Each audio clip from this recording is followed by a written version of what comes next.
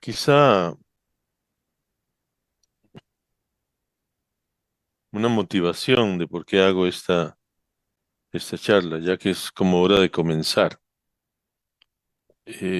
Digamos que estamos empezando ahora, vamos a ponernos en la presencia de Dios, porque se supone que esto es un pequeño retiro, un retiro al que nos sometemos cada cual en su casa, pero con la certeza de que Cristo, a través de su Espíritu, nos da la, la claridad de vivir en su presencia. Eh, Uso un salmo que es muy mesiánico y que se usó hoy para el resto de las vísperas, y es el Salmo 71. La antífona de este salmo tiene un poco el espíritu de lo que estaremos haciendo durante estas tres charlas.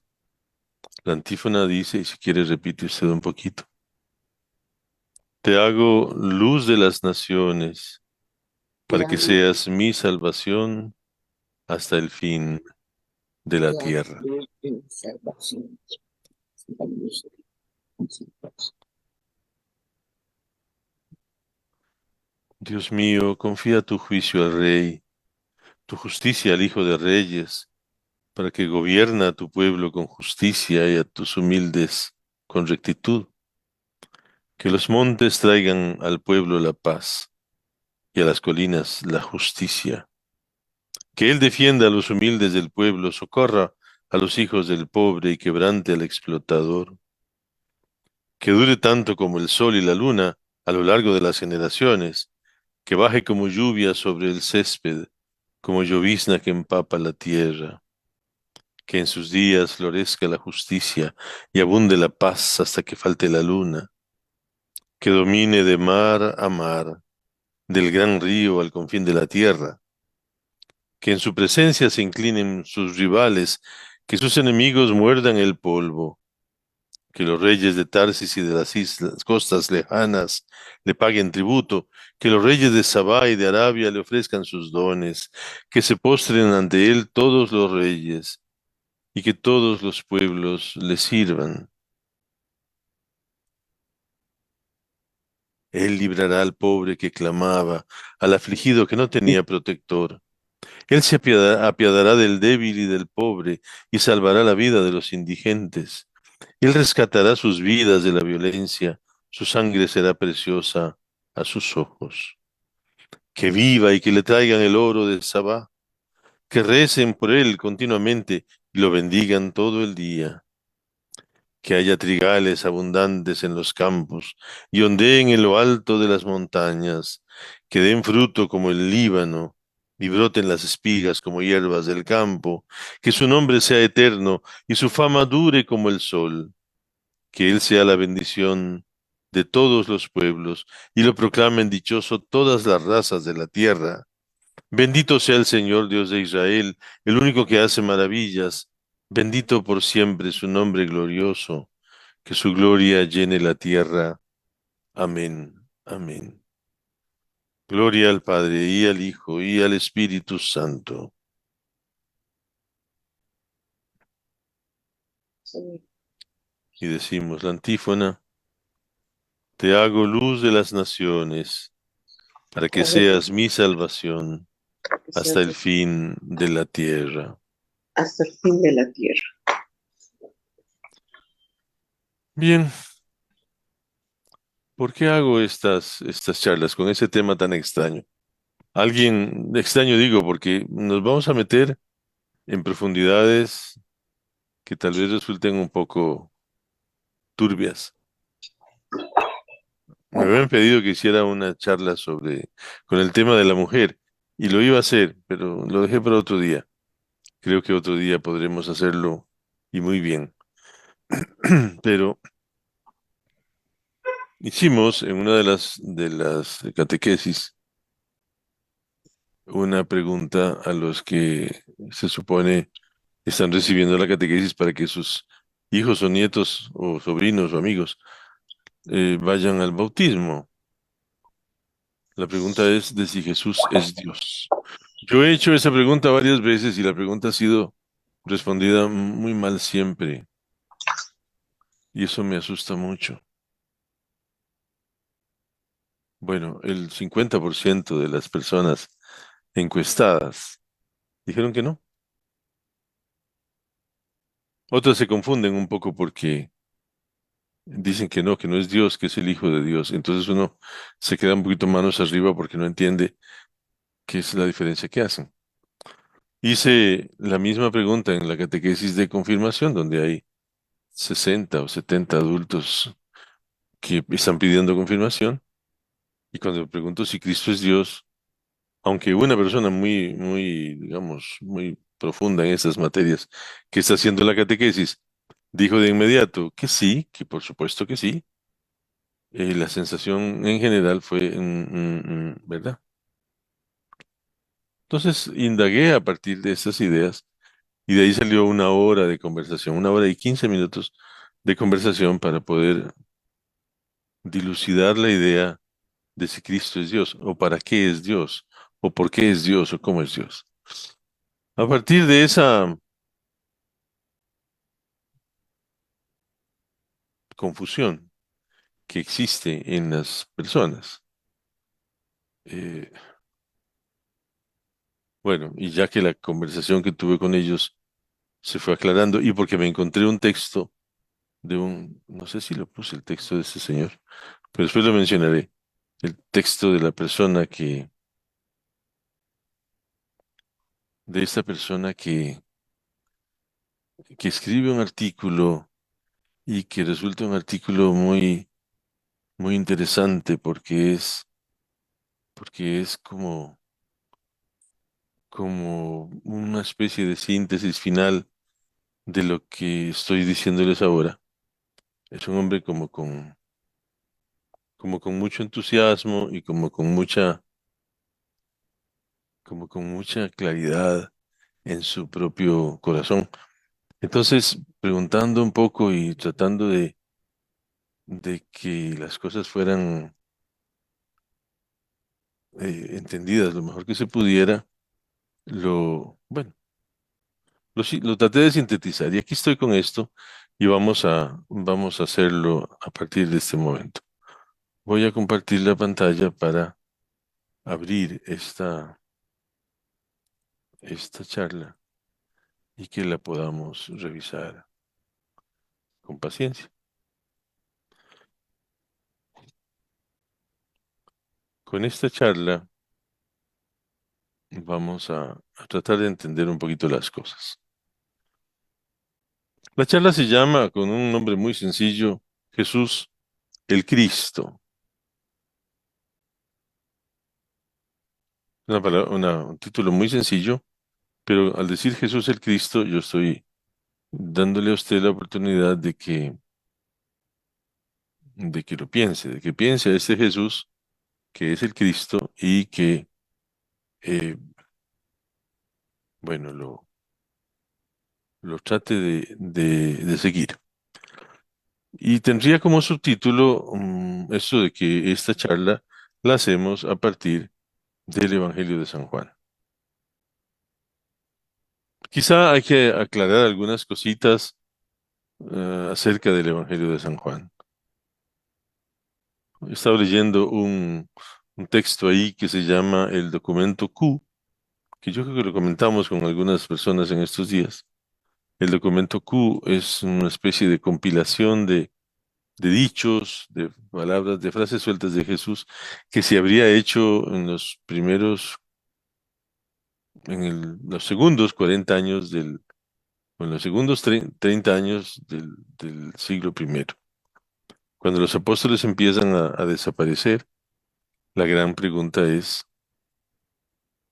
¿cómo hacemos si se mueren los apóstoles y nosotros no tenemos esta información compilada? Entonces habría aparecido un documento Q. El documento Q funcionó como del año 35 o 40 al año 65 y desaparece antes de la destrucción de Jerusalén. En todo caso, ahí no está Juan. Mientras tanto, Marcos está desarrollando su evangelio. eh, Con el documento Q en la mano, parece que Mateo habría hecho su evangelio y Lucas que estaría haciendo su evangelio. Y el evangelio que es escrito parece ser en la ciudad de Éfeso.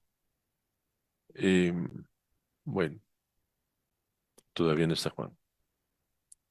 Juan, que habría estado pensando todo ese tiempo, pensando en su Señor, en aquel en cuyo pecho se inclinó, Juan estaría elaborando un pensamiento para llegar a una conclusión que es muy urgente. ¿Cuál es el propósito de Juan al escribir el Evangelio? Porque cada evangelista tenía un propósito, ¿verdad? Quizás sabemos que Marcos escribe el Evangelio para comunicar el mensaje de Jesucristo, ilustrándolo con unos hechos de la vida de Jesús. Y eso produce un género literario, ¿verdad? Ahora la gente conoce a Jesús, conoce algunas cosas que hizo, porque esas cosas que hizo ilustran el Evangelio. Juan, que va a venir a escribir el texto muy tardíamente, incluso algunos suponen que Juan habrá escrito, habrá terminado su Evangelio, él o su escuela, ¿verdad? Cerca del año 90 o 100, tal vez 90. Este Juan, el discípulo amado, ¿verdad? Eso no se discute mucho, aunque se supone que hay una escuela en torno a él. Este Juan tiene un propósito para escribir el Evangelio, y el propósito es este: que ustedes crean que Jesús es el Mesías, el Hijo de Dios, y creyendo tengan vida en su nombre. Eso es Juan 20:31. ¿Recuerda el texto? Digamos, desde el 30 y el 31. Jesús dice, Jesús, dice Juan, en el texto del Evangelio lo dice, en el capítulo 20, versos 30 y 31. Jesús realizó además muchos otros signos en presencia de sus discípulos, que no se encuentran relatados en este libro, en su Evangelio. Estos, los que están aquí en mi texto, han sido escritos para que ustedes crean que Jesús es el Mesías, el Hijo de Dios, y creyendo tengan vida en su nombre. Varias premisas aparecen aquí, ¿verdad? Él escribe para que usted, para que usted y yo creamos. ¿Qué tenemos que creer? Que Jesús es el Mesías, es decir, el Cristo, es decir, el ungido, pero además que es el Hijo de Dios. Y así, creyendo usted y yo en Jesús el Mesías, el Hijo de Dios, tengamos vida eterna. Esa es la clave que Juan persigue, esa es la motivación que Juan tiene al escribir el Evangelio, y eso es lo que nosotros tenemos que aprovechar en ese texto maravilloso. Y lo vamos a aprovechar hoy en una serie de aspectos que, bueno, vamos a ir exponiendo poquito a poco. Ahora, es indispensable tener clara esta enseñanza de Juan, que el autor sagrado quiere que comprendamos a Jesús precisamente desde la misión que asume. Y eso es lo que plantea el escrito. Juan quiere que comprendamos a Jesús desde la misión. Es decir, que a Jesús solo se le entiende desde la misión que asume.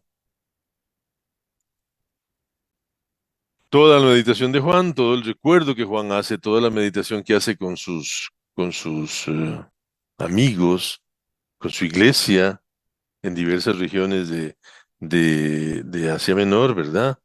Todo el tiempo con María, todo el tiempo de experiencia profunda de Jesús, Juan lo va a ir eh, digiriendo poco a poco hasta darle forma y permitirnos a nosotros en su texto creer en Cristo y creer en que Jesús, el Cristo, es el Hijo de Dios. El texto entonces surge mucho después de los sinópticos, unos 25 años más tarde. Eso es bastante tiempo, 25 años, yo estaba ordenándome cura.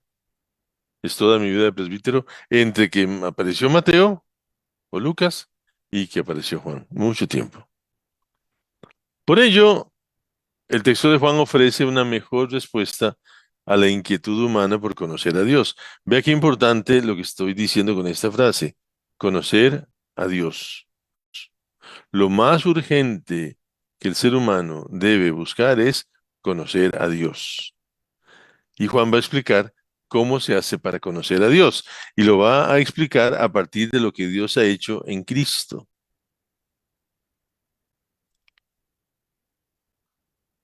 Repito, Juan ofrece una mejor respuesta a la inquietud humana por conocer a Dios. Pero este conocer a Dios está unido al elemento de que algo ha hecho Dios en Cristo. Entonces Juan nos va a pedir que contemplemos a Jesucristo como único camino para llegar a este conocimiento. La frase es muy poquito apretada, pero es importante. Entonces va a haber dos elementos a conocer, Dios y lo que Dios ha hecho en Cristo. Pero esas dos cosas se van a unir en la persona de Jesucristo, camino válido para llegar al conocimiento de Dios. Lo vamos a ir desarrollando poco a poco. ¿Cuáles son las premisas de nuestra reflexión? Tres. Desde Juan comprenderemos que nadie puede llegar al Padre si no es a través de Jesucristo. Esto solo podrá lograrse por una profunda mirada, una contemplación desde la fe de la persona de Jesucristo. Esto nos permitirá vislumbrar su gloria.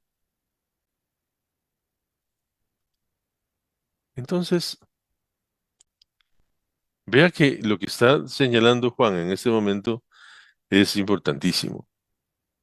Saber que no se puede llegar al Padre sino por Jesucristo.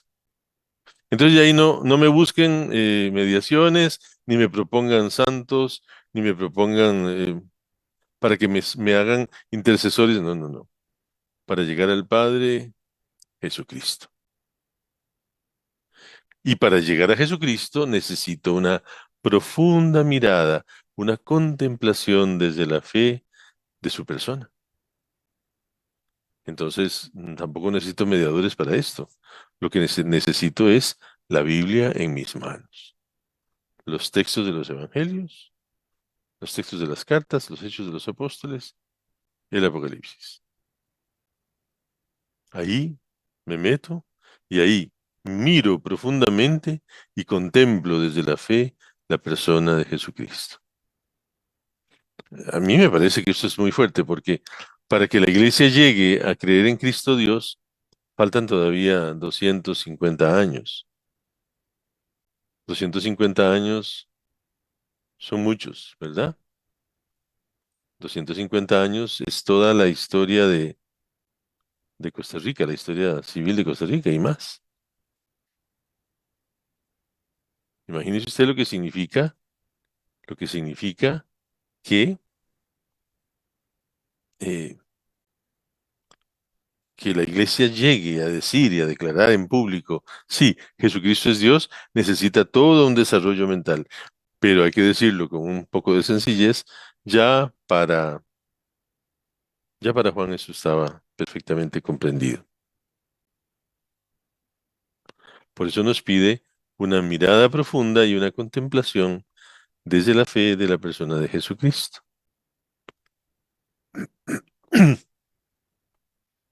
Recuerde que en el Antiguo Testamento, subrayado sobre todo desde Éxodo 33, Moisés quiso ver el rostro de Dios. Todos los seres humanos hemos querido ver a Dios. Ver a Dios es como la meta que cualquier ser humano se plantea, porque es como el cumplimiento de todos los anhelos. Tan es así que los ateos siempre manifiestan ese odio por nosotros, porque nosotros, en principio, estamos contemplando a Dios. Y como ellos no pueden, entonces nos aborrecen. Moisés, en Éxodo 36, le pide a Dios contemplar su rostro. Y Dios le contesta, yo haré pasar junto a ti toda mi bondad y pronunciaré delante de ti el nombre del Señor, porque yo concedo mi favor a quien quiero concederlo y me compadezco de quien quiero compadecerme. Pero tú no puedes ver mi rostro, añadió, porque ningún hombre puede verme y seguir viviendo. Esa es una premisa constante en el Antiguo Testamento. El que ve a Dios cara a cara, se muere.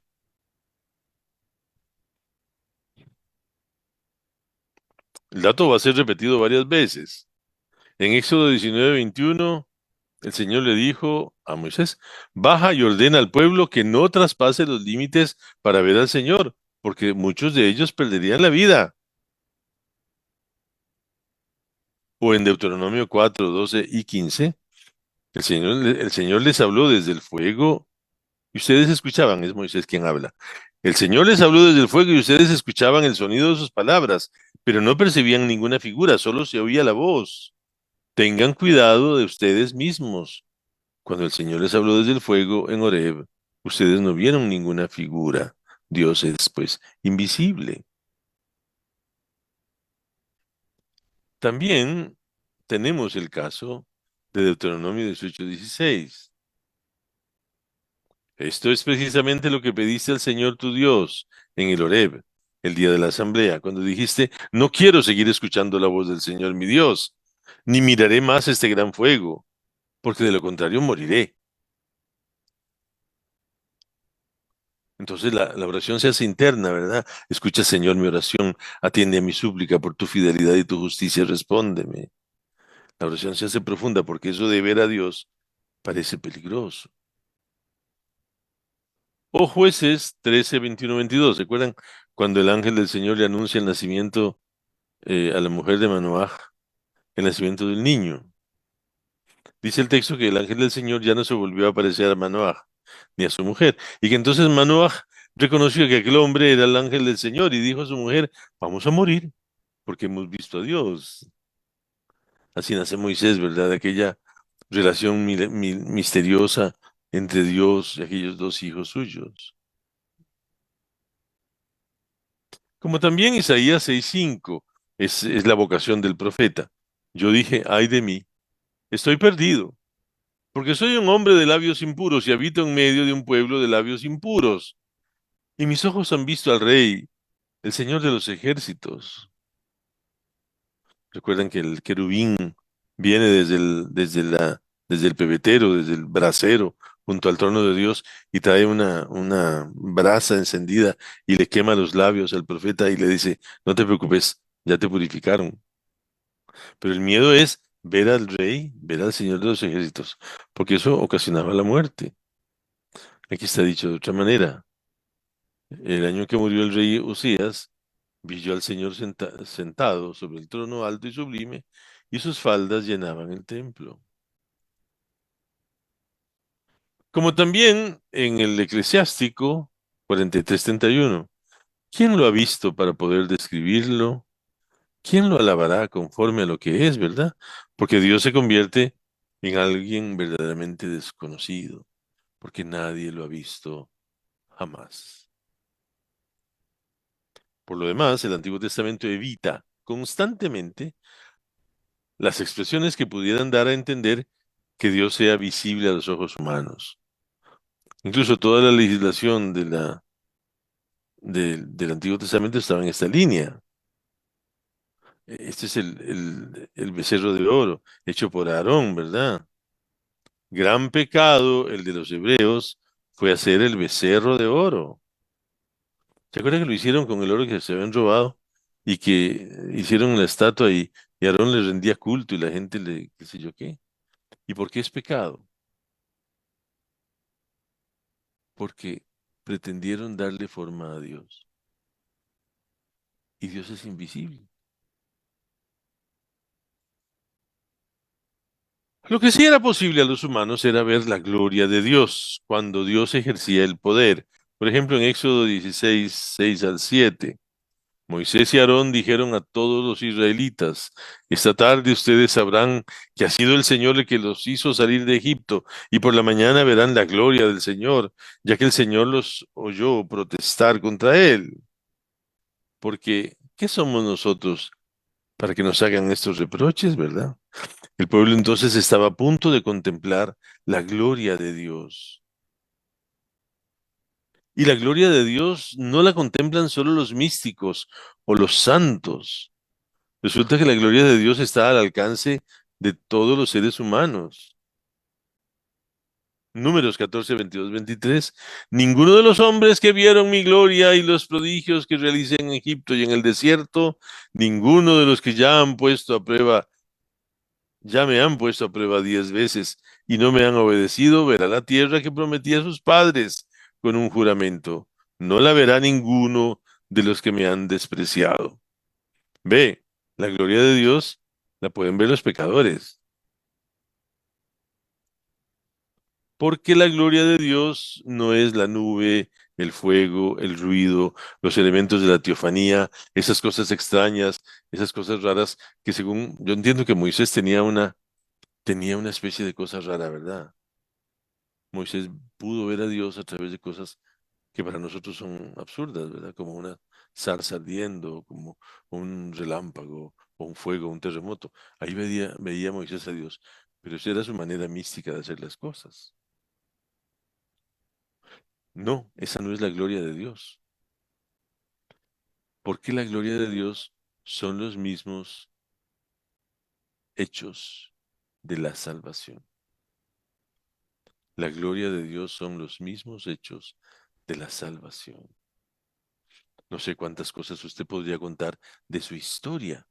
Yo podría contar de la mía, de cosas que Dios ha provocado, cosas que sin ser milagros no dejan de ser acciones de Dios.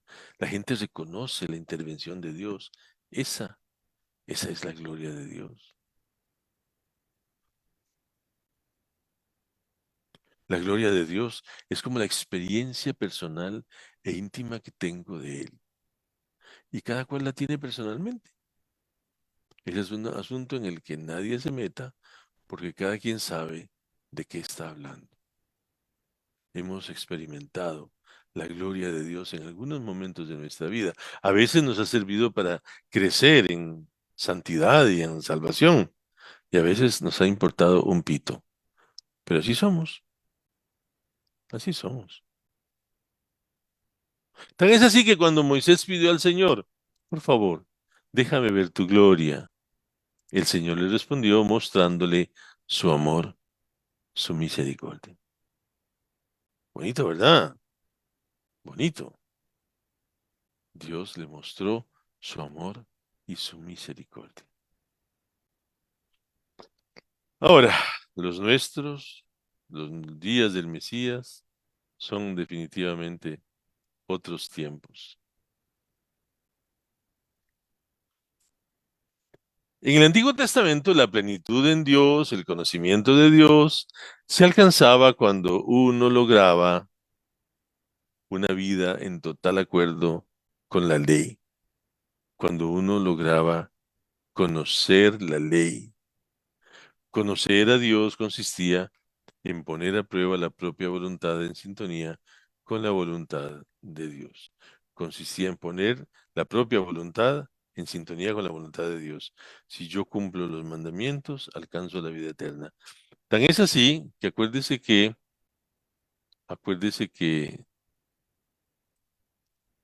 Jesús recibió a un muchacho que le dijo, ¿cómo que hago para alcanzar la vida eterna? Y Jesús lo vio y le dijo, ve y cumpla los mandamientos. Tú eres un hebreo. Como hebreo, cumpla los mandamientos. Y el muchacho le dijo, eso lo he hecho siempre. Una cosa te falta. ¿Y qué es lo que le falta? Ir al Nuevo Testamento. ¿Y cómo se hace? ¿Cómo se va al Nuevo Testamento? Pensando en los demás, pensando en los demás. Vamos a comenzar a encontrar la, el hilo, la hebra, para pasar del Antiguo al Nuevo Testamento. Y no es ni tan complicado, ya usted lo sabe, seguro, pero a veces no es tan así. Les repito la idea. La plenitud de Dios en el Antiguo Testamento, el conocimiento de Dios, se alcanzaba cuando uno lograba una vida en total acuerdo con la ley. Conocer a Dios consistía en poner la propia voluntad en sintonía con la voluntad de Dios. Eso es en el Antiguo Testamento. Por eso Jesús va a decir, si la justicia de ustedes no es superior a la de los escribas y los fariseos, no entrarán en el reino de los cielos.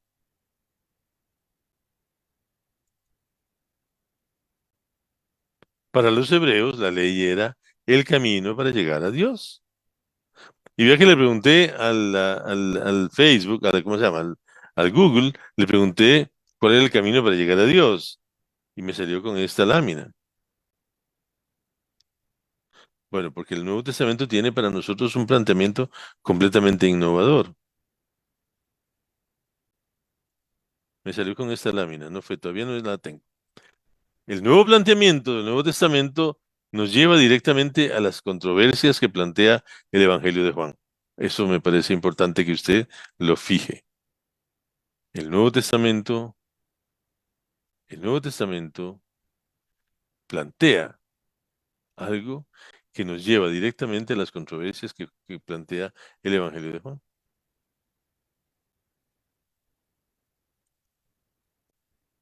En el prólogo del Evangelio se parte de la misma idea de la que partimos nosotros. A Dios nadie lo vio jamás. Solo que aquí se concluye distinto y ahora lo vemos, porque esa nueva conclusión es la esencia de la fe cristiana y la respuesta para cualquier duda que usted pueda llegar a tener. En el Antiguo Testamento y la tradición judía posterior a la ley, ellos veían a esta ley de Dios como la expresión de la voluntad divina, como el camino para llegar a Dios. Aquí es donde aparece la lámina, creo. De allí que el término camino pasara a ser metáfora privilegiada para designar los mandamientos de Dios. Le pregunté al Google cuál es el camino para llegar a Dios y me salió con esto. Sigue el camino que Dios te ha señalado para que te vaya bien y vivas muchos años. Perdón, yo no sé quién será Biblia todo, ni sé qué será el consejo Biblia todo del día. Lo busqué y me salió. Sigue el camino que Dios te ha señalado para que te vaya bien y vivas muchos años. Suena como Antiguo Testamento, ¿verdad? Para los cuales la ley es el camino. En tono verdaderamente polémico, Juan, por su parte, muestra a Jesús como único camino para ir al Padre.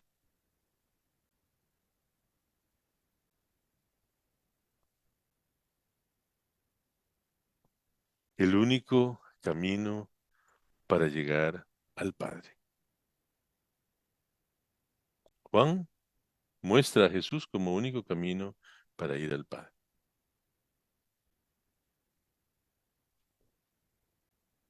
Como recordábamos cuando Jesús dijo, yo soy el camino, nadie va al Padre sino por mí. Eso tiene que, esa frase, vea que esa frase está escrita en Juan 14, es decir, es casi el final del Evangelio. Esa es como la conclusión de todas las cosas a las que Jesús nos quiere atraer. Eso no lo veremos hoy en detalle, pero eso es lo que de alguna manera nosotros tenemos que percibir. Cuando Jesús dice, yo soy el camino, nadie va al Padre sino por mí, nosotros tenemos que aprender a estremecernos, aprender a estremecer. Yo soy el camino y la verdad y la vida. Yo soy el camino y la verdad y la vida. Y nadie viene al Padre sino por mí.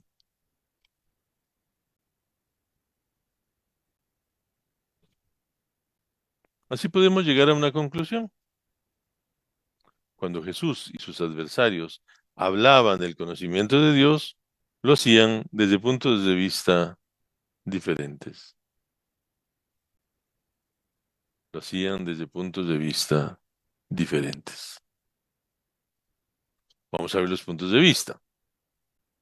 Ellos decían, los hebreos, se apoyaban básicamente en la ley. Los que se oponían a Jesús se apoyaban básicamente en la ley. Ellos decían que el Dios de ellos dividía a los seres humanos solo entre justos y pecadores. ¿Y quiénes eran los justos? Los que cumplían la ley. ¿Y los pecadores? Los que no cumplían la ley.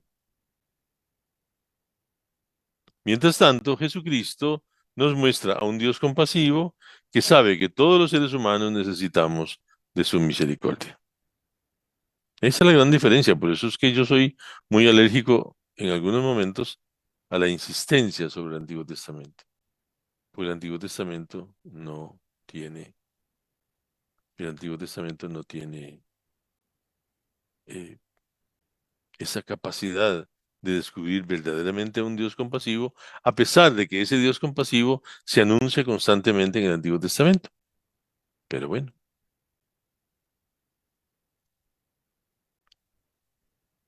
esto nos haga recordar las dos tareas de Jesús. Jesús tenía dos tareas fundamentales. Cuando se le pregunta a la gente para qué vino Jesús al mundo, y la gente responde que para salvarnos, muriendo por nosotros, a mí eso me parece una verdadera banalidad, un verdadero desperdicio. Jesús dice cosas tan importantes que pensar en que Él vino a morir, si Jesús hubiera venido a morir, mire, con que se hubiera muerto desangrado en el parto, ¿verdad? Con que se hubiera caído de la mesita en que estaba puesto y se hubiera quebrado el cráneo, y habría muerto por nosotros. Eso solo muestra que Jesús tenía otras tareas que cumplir, que iban mucho más allá de la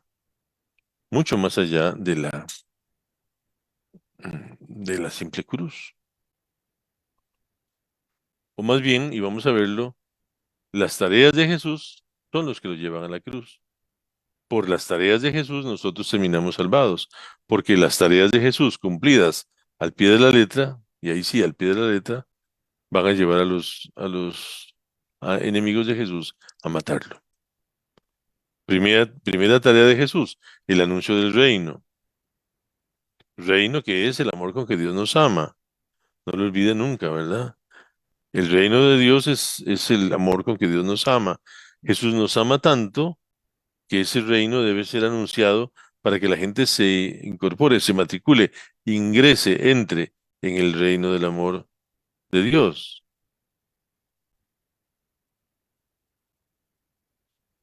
El anuncio del reino, Jesús lo realiza precisamente amándonos y enseñándonos a amar a Dios, amar al prójimo y amarnos a nosotros mismos.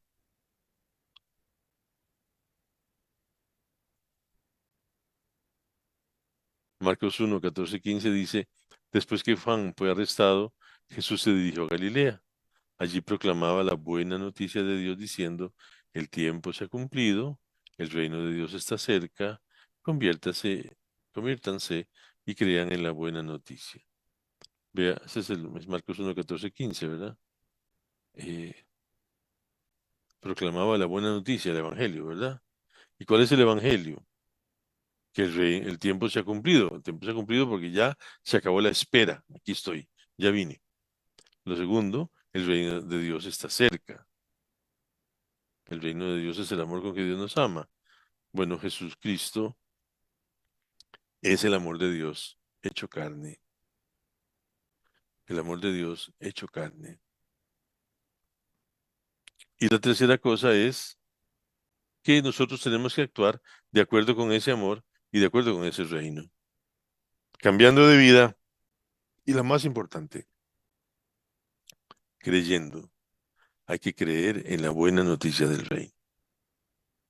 Bueno, si esa fue la primera tarea de Cristo, el anuncio del reino de los cielos, el anuncio del reino de Dios. La segunda es mostrarnos el verdadero rostro del Padre, porque había muchas imágenes corrompidas de Dios, ¿verdad? Imágenes que tienen que ver imágenes que tienen que ver con la ira de Dios, con con el castigo divino, con el deseo de Dios de mandarnos al infierno, con todo eso. Eso confundió y sigue confundiendo al ser humano respecto de Dios. El verdadero rostro de Dios es el que es compasivo y misericordioso, lento para enojarse. Eso es Antiguo Testamento, pero los hebreos no lo leían ni lo entendían. Y al mostrarnos el verdadero rostro del Padre, vamos a descubrir algo interesante. Felipe le dice, muéstranos al Padre y nos basta. En Juan 14:8, por ahí. Muéstranos al Padre y nos basta. Y Jesús le dice a Felipe, hace tanto tiempo que estoy con ustedes y no me conocen. El que me ha visto al Padre. ¿Cómo dices, muéstranos al Padre? ¿No crees que yo estoy en el Padre y que el Padre está en mí? Las palabras que digo no son mías. El Padre que habita en mí es el que hace las obras. Créanme, yo estoy en el Padre y el Padre está en mí. Créanlo al menos por las obras.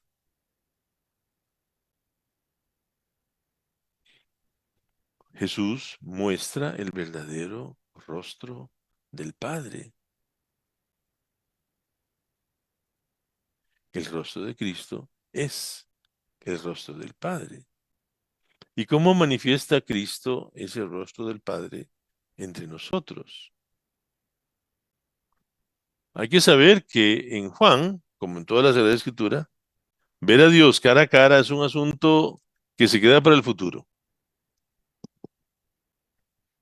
se queda para la escatología. Ver a Dios cara a cara es una meta que quizá lograremos cuando seamos seres transformados, cuando logremos ser perfeccionados. Juan, en su primera carta 3:2 dice, sabemos que cuando se manifieste, seremos semejantes a Él, porque lo veremos tal cual es, ¿verdad? Esa idea de la contemplación de Dios se queda para el futuro, ¿verdad? Que hayamos llegado al cielo. Mientras tanto, Dios se revela. Dios lo que ha hecho en toda la historia ha sido revelarse, ¿verdad? Y Dios revela su gloria, pero lo hace de manera velada, a través de unos signos que realiza precisamente por medio de aquel que es su enviado. Entonces vea que Cristo anuncia el reino de Dios, Cristo anuncia el reino de Dios, Cristo muestra el rostro de Dios, y cuando muestra el rostro de Dios, lo hace a través de Jesucristo. Jesucristo es la expresión final del rostro de Dios. El Evangelio de Juan se escribió, pues, para proclamar el misterio de Cristo ante los hombres de su tiempo. El Evangelio de Juan relata unos pocos signos que nos permiten empezar a contemplar la gloria de Dios. De hecho, Juan se circunscribe solo a 7 milagros. Si usted revisa Mateo, son incontables, son innumerables. Sobre todo cuando Mateo dice, y le trajeron a los enfermos y sanó a muchos. Nunca ni siquiera nos dice cuántos son muchos. Cientos, quizá miles. Juan solo narra 7 milagros. Y los 7 milagros están vinculados con el reino y con el rostro amoroso de Dios. La transformación del agua en vino en las bodas de Caná, la curación del funcionario, del hijo del funcionario que está enfermo, la curación del hombre que estaba en la piscina de Bethesda y que no logra entrar en el agua porque alguien se le adelanta. Un hombre que al final no entiende uno si a pesar de haber sido sanado, desperdicia la salud que Cristo le da acusándolo ante las autoridades. La multiplicación de los panes y los peces, el caminar sobre las aguas. la curación del ciego de nacimiento,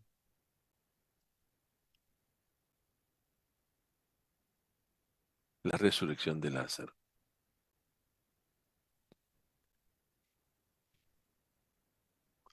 Estos son los 7 milagros de Cristo en San Juan. Y están todos vinculados con la gloria de Dios. Así, Jesucristo, palabra eterna hecha carne, recibe del Padre la gloria. Bueno, entonces era que Jesús anunciaba al Padre o que el Padre da la gloria a Jesucristo. Bueno, son ambas cosas. En Juan 17:5 Jesús dice, ahora Padre, glorifícame junto a ti con la gloria que yo tenía contigo antes que el mundo existiera. Por eso esa gloria solamente la pueden contemplar los que tienen fe en Jesucristo. Ahora, Padre, glorifícame junto a ti con la gloria que yo tenía contigo antes que el mundo existiera.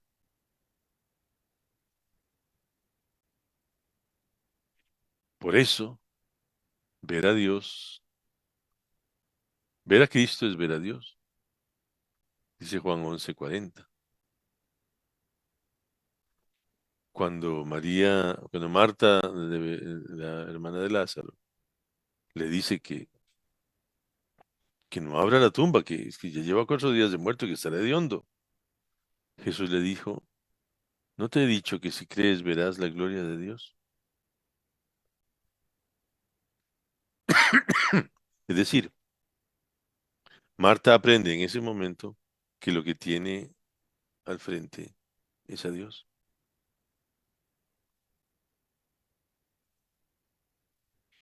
En el prólogo, cuando confesamos que la palabra se hizo carne, se canta con gozo, hemos contemplado su gloria. Juan 1:14, que empieza diciendo, la palabra se hizo carne y habitó entre nosotros. Dice otra cosa más y agrega, nosotros hemos contemplado su gloria. Es decir, la gloria de Dios es Cristo, la luz de Dios es Cristo. Cristo es la respuesta de Dios para la humanidad. Más en detalle, en el Antiguo Testamento creían que la gloria de Dios se había retirado de Israel y que en los últimos tiempos se volvería a manifestar. Pero el Evangelio de San Juan proclama que Dios solo se revelaría de nuevo por medio de alguien que hubiera penetrado en la mismísima intimidad de Dios. De nadie, nadie. Porque el gran problema es ese. ¿Quién ha entrado en la mismísima intimidad de Dios? Entonces Juan dice que para poder hablar del Padre es necesario haber subido al cielo y haberlo visto. Pero eso suena como raro. Por eso hay un dato esencial y novedoso, que nadie subió al cielo, sino el que bajó del cielo. Eso está en Juan 3:13. Nadie subió al cielo, sino el que bajó del cielo. De manera que solo quien ha contemplado a Dios pueda dar testimonio de Dios. Es decir, no es que alguien de la tierra haya penetrado en el cielo, no, porque eso no se puede. Pero si ese que vino a la tierra salió del cielo, pudo comunicarnos el amor de Dios y regresar al cielo, a su trono de gloria. Porque solo quien ha contemplado a Dios puede dar testimonio de Dios. Así entendemos que quien revele al Padre debe ser superior a Moisés y a los profetas y poseer títulos especiales. Quien revele al Padre debe ser superior a Moisés y a los profetas y poseer títulos especiales. A ver. Ah, claro, ¿verdad? Ahí tenemos a uno que es superior a la ley y a los profetas. Entonces una nube los cubrió con su sombra y salió de ella una voz. Este es mi hijo muy querido, escúchenlo. ¿Lo recuerda? Domingo pasado, Marcos 9:7. Superior a Moisés y a los profetas y con títulos especiales. Hijo de Dios, muy amado, al que debemos escuchar. El Evangelio de Juan habla de Jesucristo, el único que ha visto al Padre. Juan dice en 6:46, nadie ha visto nunca al Padre, sino el que viene de Dios. Solo Él ha visto al Padre y puede hablar de Él. Juan 8:38, yo digo lo que he visto junto a mi Padre, y ustedes hacen lo que han aprendido de su Padre. Luego veremos un poquito esto en la próxima charla. Yo digo lo que he visto junto a mi Padre. Es el tema de la preexistencia del verbo, ¿verdad? Vamos a un dato importante. En el prólogo de Juan, decir que solo Jesús puede revelarnos al Padre no se queda en una mera discusión de ideas, como las de los gnósticos, que creían que el solo conocimiento podía hacernos alcanzar a Dios. No solamente es una palabrería. Resulta que en su planteo, el autor del prólogo usa un verbo especial, en griego, exegesato. El significado de este término es profundo y es misterioso e intenso, porque en los textos en que aparece este texto, de aquí viene la palabra exégesis, que es el análisis minucioso de la palabra de Dios.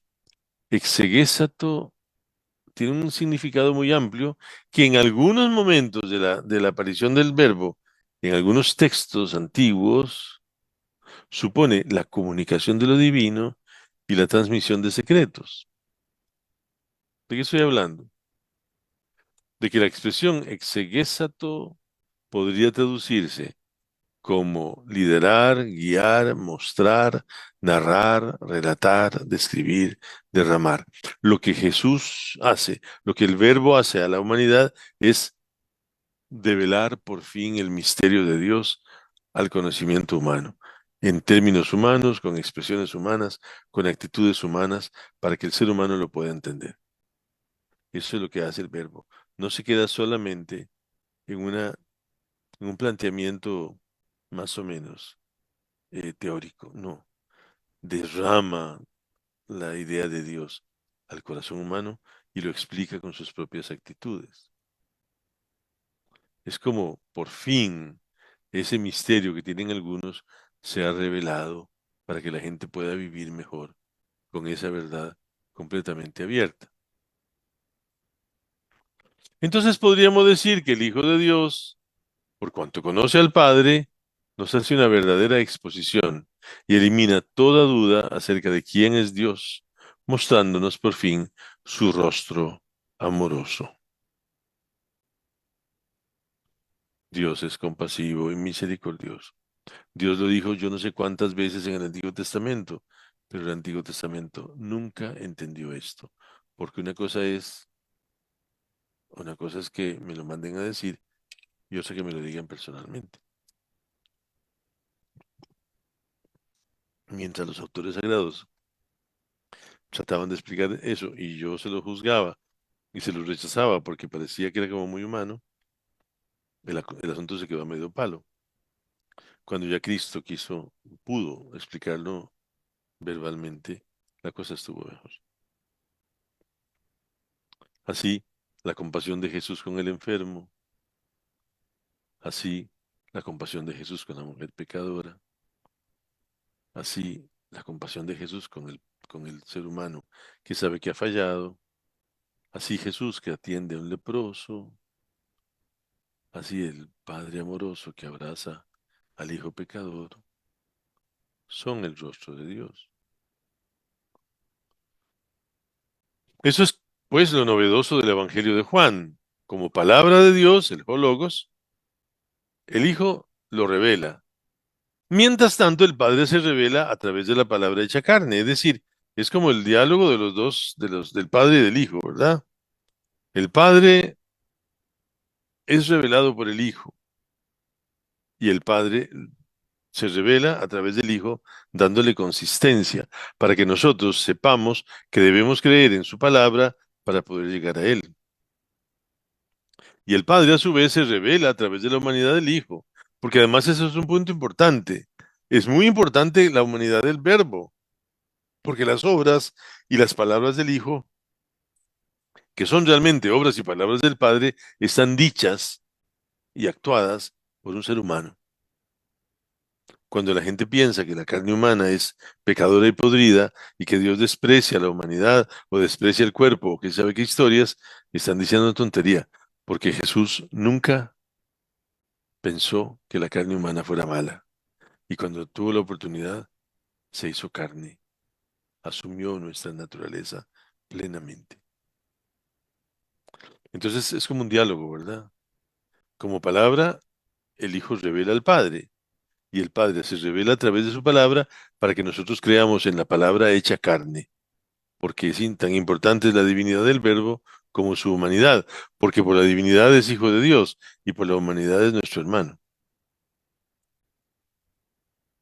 En Juan, la relación entre Jesús y el Padre se usan indistintamente los verbos conocer y amar. Por ejemplo, como el Padre me conoce, yo conozco al Padre. Ahí están esas citas. El Padre me ama. Están esas otras citas. Yo amo al Padre. 14:31. Pero el mismo amor y el mismo conocimiento debe darse entre Jesús y sus discípulos. Jesús dice, yo los conozco, ellos me conocen. El que me ama será amado por mi Padre y yo lo amaré. Yo los he amado. El Padre los ama porque ustedes me han amado. El Hijo único lleva a los discípulos al verdadero conocimiento del Padre. La intimidad que Cristo tiene con su Padre Celestial es la intimidad que busca con usted y conmigo. Si entramos en intimidad, usted y yo, deberíamos entrar en intimidad entre nosotros, para que eso se convierta en una verdad absoluta. Si Dios me ama a mí y Dios en Jesucristo y Jesucristo lo ama a usted y yo deberíamos amarnos. Y ahí se entiende la importancia de la comunión. Si Dios dice ningún hombre puede verme y seguir viviendo, es porque solo los ojos divinos pueden contemplar la divinidad. El prólogo de San Juan lo dice de otra manera. A Dios nadie lo vio. El Hijo único, que es Dios, lo ha revelado. Y ahí tenemos el silogismo completo, ¿verdad? Es cierto que a Dios nadie lo vio nunca, pero como el Hijo de Dios es Dios, se hizo carne y lo reveló. A un lector deseoso de conocer a Dios, el corte evangelio se lo propone mediante algunos signos. Así, por ejemplo, en las bodas de Caná, el creyente logra descubrir en Jesús la revelación que Dios ofrece en el banquete escatológico, el vino de la mejor clase, el vino del que habla Isaías. Y yo agrego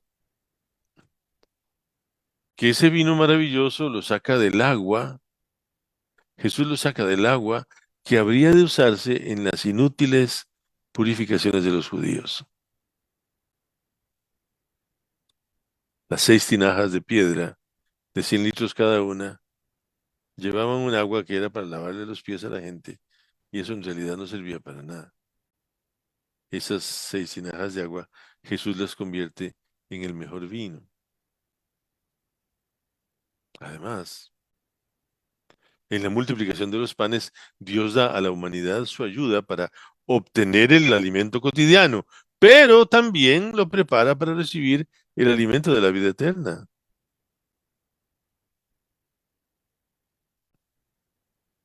O bien, En la resurrección de Lázaro, cuando Dios se compadece de la humanidad condenada al sepulcro, por medio de su Hijo, la llama a la humanidad para que salga de la muerte y participe de la vida eterna.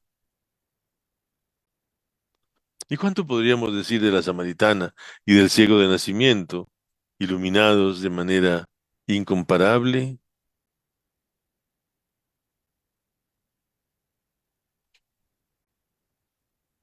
Jesucristo supera plenamente al Antiguo Testamento, porque Él no solo revela al Padre, sino que se revela a sí mismo como acción salvadora del Padre.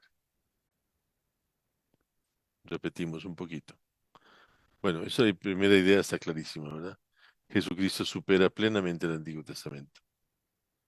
¿Por qué? Porque no solo revela al Padre, sino que se revela a sí mismo y se revela como acción salvadora del Padre que nos ama. Entonces, esta idea trinitaria que tiene la Iglesia debe ser vista por nosotros como una verdad suprema. Dios es Trinidad, el Padre nos ama, envía a su Hijo para que manifestando su gloria nos vuelva al Padre y luego nos darán el Espíritu Santo para que tengamos certeza permanente de ese amor de Dios.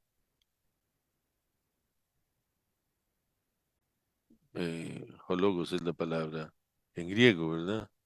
Esa es la palabra. Él es la palabra. Cristo es la palabra.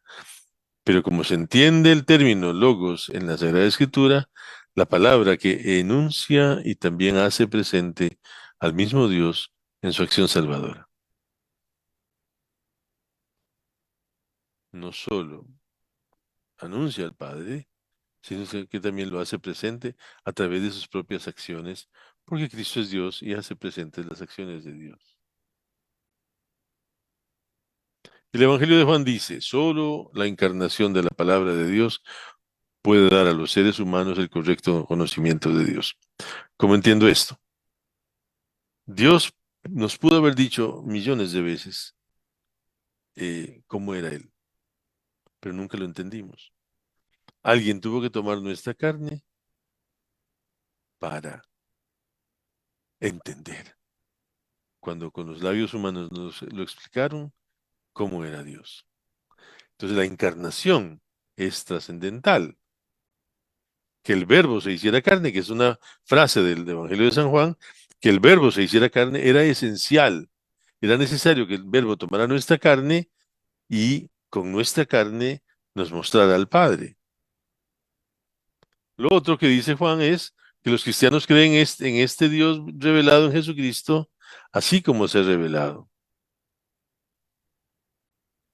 Lo siguiente es que si hubo algunos, los gnósticos, que se equivocaron pensando que Jesús jamás pudo haberse hecho carne, o que Jesús y el Hijo de Dios eran dos cosas distintas, porque había un choque entre la naturaleza humana y la divina, pues se equivocaron porque prescindieron de la encarnación. Toda lectura exclusivamente espiritualista del Evangelio de Juan puede caer en el mismo error. Usted le quita a Jesús la humanidad y pierde la salvación. Le quita a Jesús la divinidad y pierde la redención. Se necesitaba esa doble acción, el verbo de Dios hecho carne. Y esa es posiblemente la frase más importante de ese evangelio. Que el verbo se haga carne es lo esencial.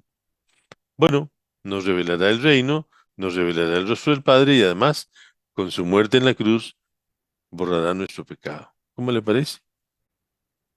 El evangelio de Juan no pone a Jesús, al Jesús de la historia, en contra con el Cristo de la fe, que es una controversia que se dio mucho en los años 70 del siglo pasado. No se opone el Jesús de la historia con el Cristo de la fe, porque Juan propone al Jesús de la historia como único medio para conocer al Cristo de la fe, que precisamente es el que revela al Padre. No sé si la frase le resulte comprensible, pero es útil para la gente que decía que una cosa es el Jesús de la historia y otro el Cristo de la fe. No, no, si se quiere, hay tres, son tres sujetos, ¿verdad? O tres acciones. El Jesús de la historia es el modo para conocer a Cristo. Y al conocer a Cristo, yo conozco al Padre porque Cristo es el que me revela al Padre. Entonces, ¿cómo puedo conocer a Dios?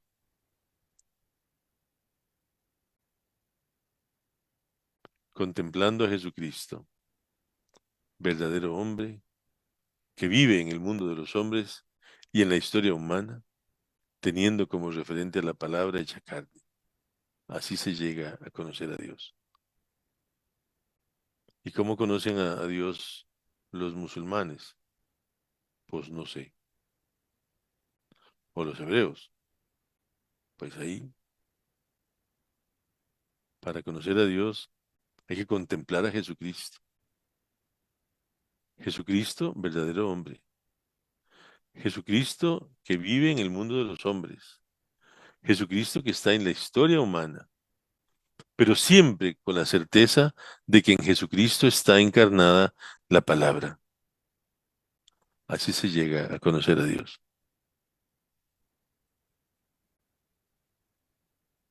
Reconociéndolo, como el mismo Juan en las orillas del lago de Genezaret. ¿Se acuerdan de la escena? Cuando estaban ellos pescando y Juan dijo la frase más hermosa, es el Señor.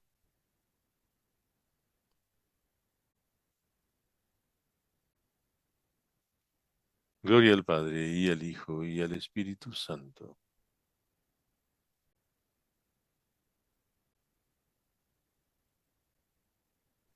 A Cecilia. Bueno, muchísimas gracias. Gracias, Padre.